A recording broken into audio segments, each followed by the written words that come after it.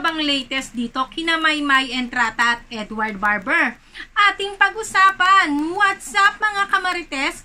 Thank you for tuning in. Ako po muli si Josepa dito sa Josepa. Anong latest na nagatid sa inyo ng mga trending topic tungkol sa inyong mga favorite celebrity update? Ano na nga bang latest dito kina Maymay Entrata at Edward Barber? Pero bago tayo mag-update tungkol kina Maymay Entrata at Edward Barber, ay mag-promote muna tayo ng mga ganap ni Maymay Entrata. At eto, panoorin natin yung video. Now, of course, importante sa mga kanta ngayon, lalo ngayon sa digital age, Definitely. we need music videos to hype everything up, to really help us share the story as well. Kaya naman, the nominees for Best Music Videos are Ama Kabugera, Maymay Entrata, producers Roxy Alikigan and Yumias Manila. Fan favorite for sure. Director Emil Kirby Balagtas, AFBI, Star Pop. Oh, isa po muling paalala sa lahat. Ayan, araw-arawin po natin ang pagboto dito sa mga nomination ni Maymay Entrata sa 35th Awit Award. Ayan po, meron pong dalawang category kung saan kasama si Maymay Entrata. Una po, Maymay Entrata, People's Voice Favorite Female Artist. Ayan po. Paano po bumoto? Just text lang po, vote vote space KE13 and send to 8933. At yung isa naman po na category na kasama si Maymay Entrata ay ang Ama Kabugera People's Voice Favorite Song. Just text vote space KH12 and send sa 8933. Open po siya sa lahat ng network. Ayan po. Sa halagang 2 pesos and 50 centavos kada boto po. At unlimited po ito. Kaya vote lang po kayo ng vote to support. At sana ay manalo etong si Maymay Entrata at ang kanyang kantang Ama Kabugera. At eto nga, after, bago ang ang 35th Awit Award ay bukas na po. Bukas na po ang Slay Digital Magazine. Ayan, ni Maymay Entrata. Eto, panoorin po natin yung video. Watch Star Magic Slay first plus meet and greet with me. Kaya naman, kumuha na kayo ng Slay Advanced Screening tickets on ktx.ph. May upcoming magazine po ako na ako po bibigyan ng pagkakataon na maging cover po ng Slay Magazine. Abangan niyo po yun. Stay tuned lang po sa mga updates nila po sa social media nila sa... Wait lang, check ko lang para tama po. Yan, Star Magic Slay. Yung Instagram po nila. So, check niyo lang po dun yung mga updates nila po sa mga susunod po na mga updates sa Slay Magazine cover ko po. At meron din kami meet and greet. Get your tickets po. Wait lang, check ko din kung saan. Ay, naku, link kasi siya. Ay, ito na lang. Get your tickets po sa ktx.ph events po. 42633 Star Magic Slay Advanced Screening and Virtual Meet and Greet. Yun. Kita-kits doon sa mga sa virtual meet and greet. Sobrang namiss ko na kayo makipagkwentuhan. Ayan, bukas na po. Kaya kung sino pong mga wala pang ticket dyan, available pa po siya. Basta i-type nyo lang po KTX, tapos i-search nyo lang po ang Slay Digital Magazine ni Maymay Entrata. Meron po kayong tatlong pamimilian dyan. Isa pong 799, 399 at 199.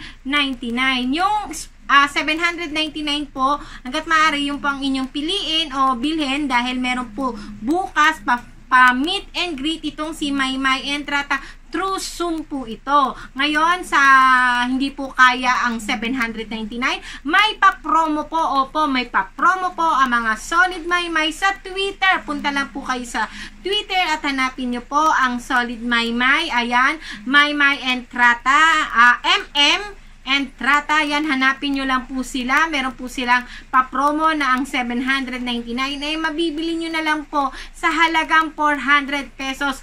Bukas na po ito. Ayan po, paalala po, bukas na po. Kaya bumili na po kayo ng ticket. At eto nga, naglabas na nga si Star Magic ng Volume 2 ng teaser ng digital magazine ni Maymay Entrata. Eto, panoorin natin. Feeling ko wala nang magmamahal sa akin. Feeling ko hindi na ako, parang hindi na ako bagay mag-artista.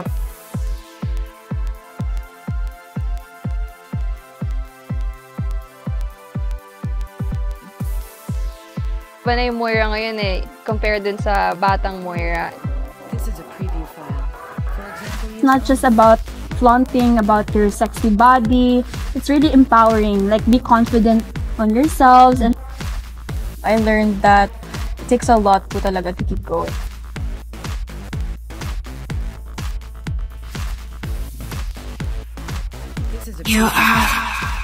Uy, first time ko kayo mag...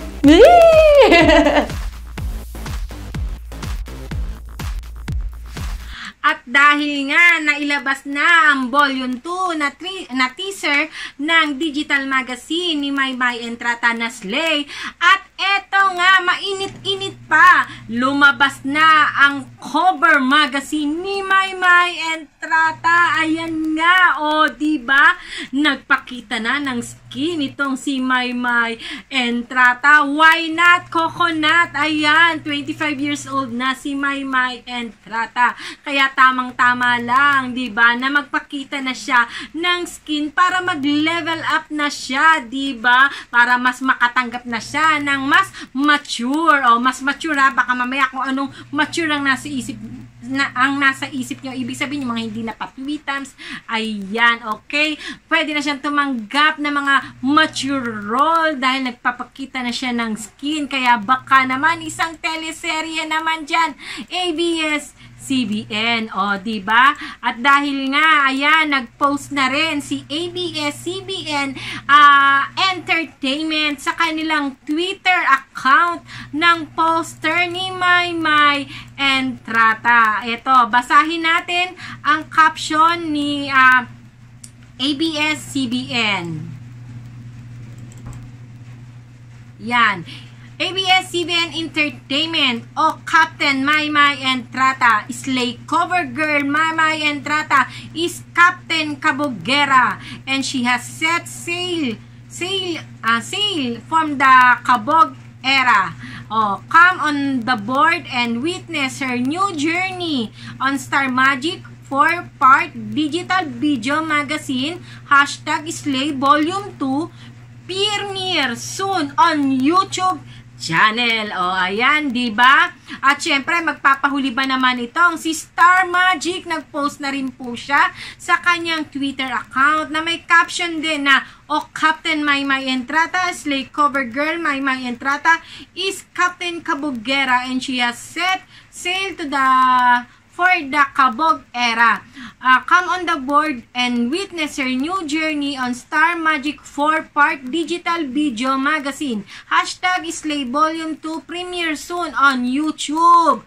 Ayan. At syempre, dahil nga lumabas na ang cover magazine ng Slay ni Maymay Entrata, ay nag-post na din itong si Maymay Entrata sa kanyang Facebook account na may caption pang, o Captain Maymay and Captain Maymay Captain Slay cover girl Maymay Entrata is Captain Kabogera, and she has set sail from the Kabog era. Come on the board and witness her journey. At syempre, kung nag-post na si Maymay Entrata sa kanyang Facebook account, ay agad-agad din naman itong nag-post sa kanyang, sa kanyang Instagram story, sa kanyang Instagram post. Ayan, naka-post na rin at nakatag pa ito sa Star Magic Slay, Team Ray, kay Sir Owen, ang kanyang makeup artist, ayan, kay Angel, Angel Hamelaria, yung hairstylist, at kay Miss, ano ba to? Miss Q, ayan. At may caption pa si Maymay Entrata sa kanyang Instagram post, and I quote, "O Captain, Maymay Captain, Slay Cover Girl, Maymay Entrata is Captain Kabugera, and she has set sail for the Kabog era. Come on the board and witness her new journey on Star Magic 4-part digital video magazine. #Slay Volume 2 premiere soon on YouTube. Get your advanced screening ticket with virtual meet and greet happening tomorrow, September 28 at 4 p.m. Tickets are available via KTX PH until 6 p.m. tonight." Yan, hindi na ata available kasi hanggang 6 p.m. lang tonight. Kaya tingnan nyo na lang po sa Twitter sa mga promo, ayan, na mga Solid Maymay. Baka may available pa silang ticket, kaya pwede pa kayong humabol para bukas. Ayan. Tapos, may hashtag pa si Maymay Entrata na #StarMagicSlay, #MaymayEntrata, #AmaKabugera. At syempre, hindi na nga napigilan na mag-comment ito, mga friend, ni Maymay Entrata sa kanyang Instagram post. Siyempre, proud na proud ang mga friend ni Maymay Entrata. Komento nga ni I Love K, aka Kakay Bautista, ayan, ang mga kasamahan ni Maymay Entrata sa Hello, Love, Goodbye. Ayan, sabi ni Ate K, ni I Love K, ayan, ganyan, Maymay. O, diba, may pa-apoy pa si Ate I Love K o Kakay Bautista. O, diba? At ayon naman kay Mimiyu, ayan, ate, hinay-hinay lang, tapos may pa-apoy, hot. At ayon naman kay Ate Melay, ayan, grabe kagwapa bay. O, diba? Grabe kagwapa bay na lang itong si Ate Melay sa post ni Maymay Entrata. O, diba? At syempre, very supportive din naman si Sir Owen, ayan. Very supportive din naman si Sir Owen sa digital magazine ni Maymay Entrata. At nag-share pa ito. Ayan, pinost nga ni Sir Owen sa kanyang Twitter account ang cover magazine ni Maymay Entrata. At shinare niya ang link sa kanyang pinost si Sir Owen sa kanyang Instagram ang poster ni Maymay Entrata at shinare naman niya yung link, ayan, sa Twitter ni Sir Owen. Ayan, just posted a photo sa kanyang Instagram, ayan. Tapos, nag-share si Sir Owen ng a little bit story ng kanilang pictorial. Ayan, sabi ni Sir Owen, and I quote, "Personally, one of the hardest shoots I did. We all had work the day before. Pag-uwi ko, I only had to fix what I would bring for this shoot. Di na ako nakatulog because I have to take a bath at 1 a.m. But never worried because I knew Maymay Entrata, Maymay07. Ito po yung account ni Maymay Entrata sa Twitter, will bring it 100%. At sang-ayon naman ako rito kay Sir Owen. Dahil talaga naman itong si Maymay Entrata, oras na tumanggap na mga project o kahit ano pa man yan, ay talagang binibigay ni Maymay Entrata ang kanyang 100%. Minsan, hindi lang 100%, kundi ang kanyang 101%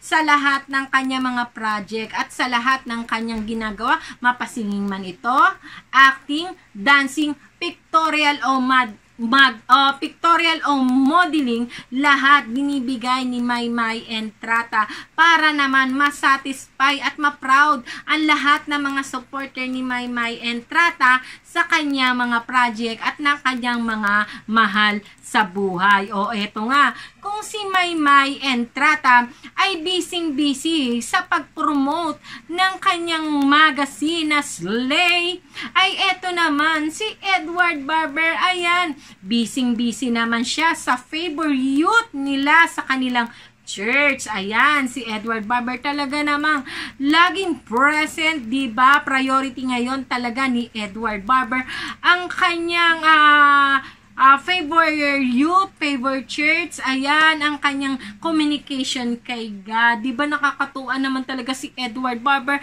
at si Maymay Entrata, diba kung si Maymay Entrata ay busy sa kanyang karir, ganun din naman itong si Edward Barber, pero nakatutok talaga at sobra talaga ang 100% din ang binibigay na oras ni Edward Barber sa kanilang favor church, diba, sa kanilang favor youth. At eto nga, nagpost nga sa YouTube channel. Ito nga, kaya lang hindi natin na-save yung video, pasensya na kayo, screenshot na lang.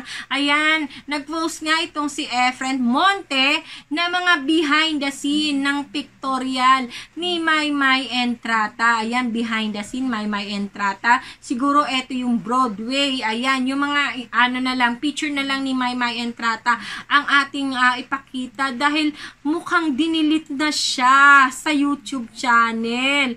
Ayan, wala na siya sa YouTube ni Efren Monte, na delete na siya. O, diba, kabog, ang ganda-ganda ni Maymay Entrata. O, prinsesang prinsesa with crown. At syempre, ayan, Sailor Moon ang peg dito ni Maymay Entrata. At talaga namang hindi nauubusan ng blessing ang ating mga lodi. Kaliwat kanan talaga ang kanilang mga proyekto. O, paano mga kamarites? O, alam ko, eto inaantay nyo. O, sige, magbasa muna tayo, ayan, ng ilang mga komento ninyo sa aking mga video.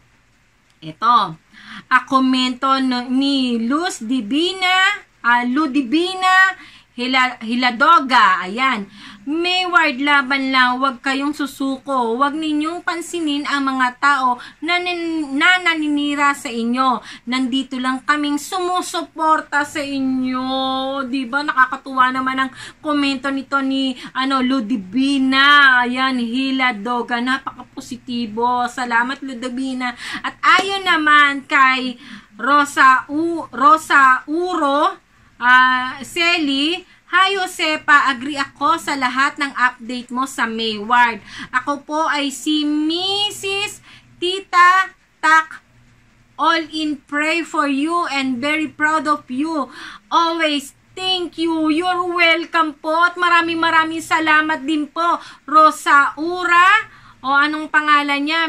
Mrs. Tita Tak. Maraming salamat po, Tita Tak, sa pagsuporta niyo po.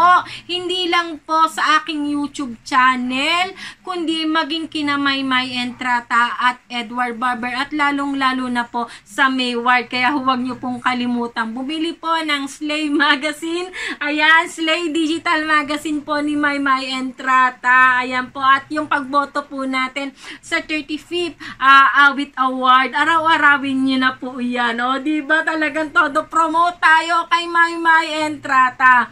Ito, ayon naman kay Nilda Dimakutak, mahal man din Maymay si Edward, kaya lang itong mga babae na may gusto kay Edward ay ang lakas mang bash o Edward, balik ka na naman dyan sa mga sis-mate mo. Please tell them to be a true Christian in word and in deed. Sis-mate, please behave as true Christian. Alam mo naman siguro kung kalalim ang temptation ni Edward and Maymay. Ayon ito kay Nilda Dimakotak. O, diba? Ayon naman kay Merly Salingguhay, si Maymay po, sinabi niya noon na hindi niya pinapansin ang mga basher niya. Wala naman silang ambag sa buhay ni Maymay. Ganyan mga tao, hindi makontento kasi kung sino pang mabuting tao, yun yun pa sinisiraan. O ayun ito kay Merly Salingguhay. At napanood ko po ito, yung sinabi ni Maymay na wala siyang pakialam sa mga basher. Ito yung bagong labas sila. Yung bagong labas sila sa PBB, in-interview sila ni na Darla, ni na Miss Bianca at ni Robby. Sila ni Edward, Kisses, tapos si Maymay. Tapos nga, yun nga, komento nga ni Maymay, wala raw siyang pakialam nga sa mga basher, hindi raw siya nagpapa-apekto sa mga basher.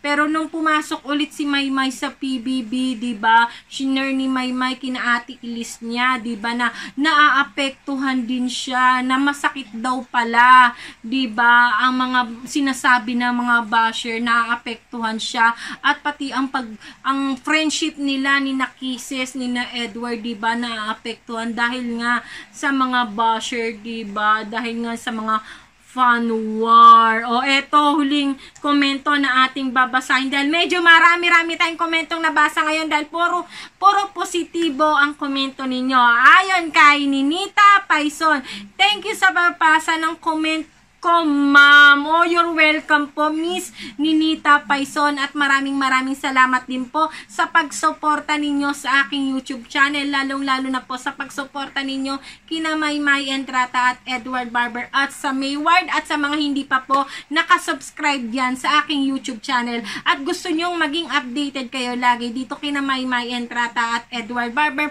ay huwag nyo pong kalimutang mag-subscribe. I-click ang bell button para lagi po kayong updated sa mga latest ganap ni na Maymay Entrata at Edward Barber. At sa lahat naman po na mga nakasubscribe dito sa aking YouTube channel, maraming salamat po sa inyong pagsuporta sa aking YouTube channel. At huwag niyo pong kalimutang mag-comment para atin po iyang pag-uusapan sa aking mga susunod na video. O paano mga kamarites, hanggang sa susunod na update kina Maymay Entrata at Edward Barber. Ako po muli si Josepa, hanggang sa muli. Paalam!